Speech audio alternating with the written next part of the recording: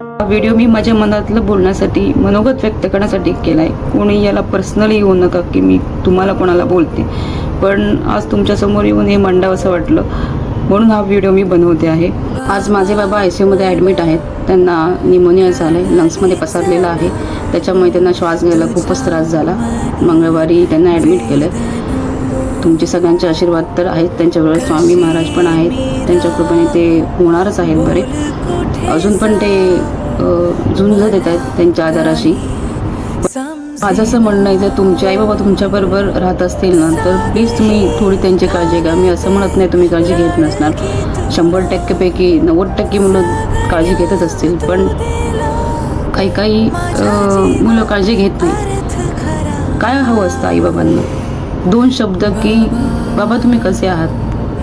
आपण जेव्हा लहानपणी आजारी पडायचो तेव्हाची दिवस आठवा ना, की बाबा आपल्या कोळशाशी बसून राहायचा, आपली काळजी घ्यायचा, आई काळजी घ्यायची आपली.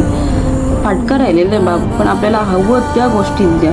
बोलता येत नाही मित्रांनो, भरून येते बोलताना. बाप फाटका राहिला, प्रत्येक हट्ट आणि हट्ट पुरवले बापाने. मग आज ते उतार वयात आहेत, तर आपली पण तेवढी रिस्पॉन्सिबिलिटी आहे. आज माझे लग्न झाले तरी सुद्धा मी अभिमानाने सांगते की मी आई बाबा आणि माझे सासू सासरे, मी चौघांनाही बघते. काय हवं रे आपल्या आईबाबांना?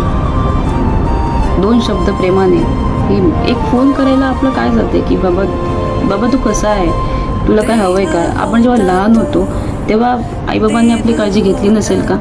ते सगळ्या गोष्टी आठवा ना. ते तुम्हाला जर काय बोलले, रागाने चुकून बोलले असतील तर सोडून द्या ना तो विषय. आत्ता या टायमाला तुम्ही त्यांच्याबरोबर असणं गरजेचं आहे.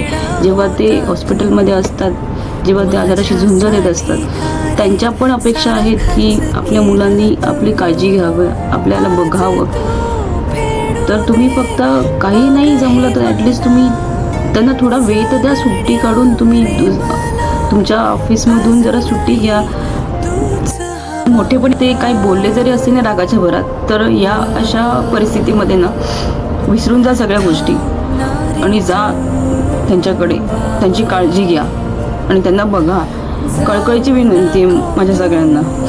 आणि जाता एकच सांगायचं आहे की प्रे करा, लवकरात लवकर ते बरे होतील, त्यांना आणखीन काही आजार नसू दे, काही निघू नको दे. सॉरी बोलताना अडकायला होते, कारण काय बोलायचं काय कळत नाही, कारण खूप भरून आलेलं आहे. पण तुमच्या सगळ्यांच्या प्रेयरची गरज आहे.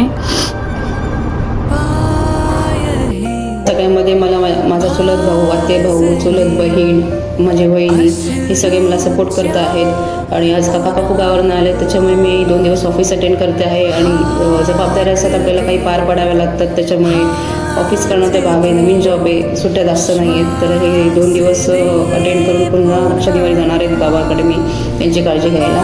त्या सगळ्यांना मनापासून थँक्यू, जे मला माझ्या या काळात मला सपोर्ट करत आहेत. चुकून कोणाचं नाव राहिलं असेल तर माफ करा.